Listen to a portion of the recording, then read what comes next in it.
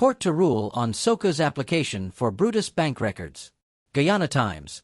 The Georgetown Magistrates Court is scheduled to rule on February 7, 2025, regarding an application by the Special Organized Crime Unit, SOCU, seeking access to the bank records of embattled Assistant Police Commissioner, AG, Calvin Brutus.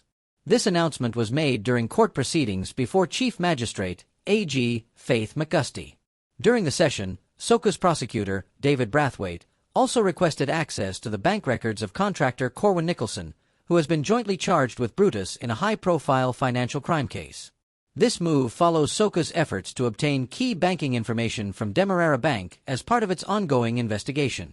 Defense attorneys, led by Dominic Bess, were granted additional time to submit a written response to SOCU's application, with a deadline set for the same date. Magistrate McGusty confirmed she would issue her ruling on February 7, determining whether SOCU will be granted access to the sought-after bank records.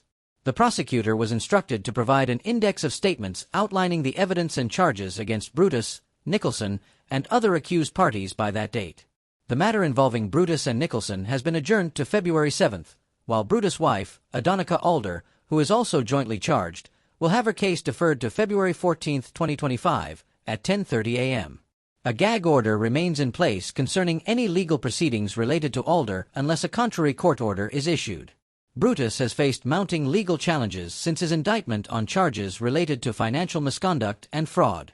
These allegations have prompted an extensive SOCU-led investigation, resulting in the freezing of multiple bank accounts linked to Brutus, Alder, and several associates. Brutus, a 44-year-old attorney with 25 years of service in the Guyana Police Force, GPF, was initially charged in October 2024 with 30 offenses, including money laundering and misconduct in public office. The charges stem from allegations that between December 2023 and July 2024, he authorized payments totaling over $102 million to 3D Construction, owned by Nicholson, for goods that were never supplied to the GPF. In November 2024, additional charges brought the total to 231, with Brutus granted bail totaling $16.25 million. In January 2025, SOCU filed an application under Section 12 of the Evidence Act for access to the bank records of Brutus and his co-accused.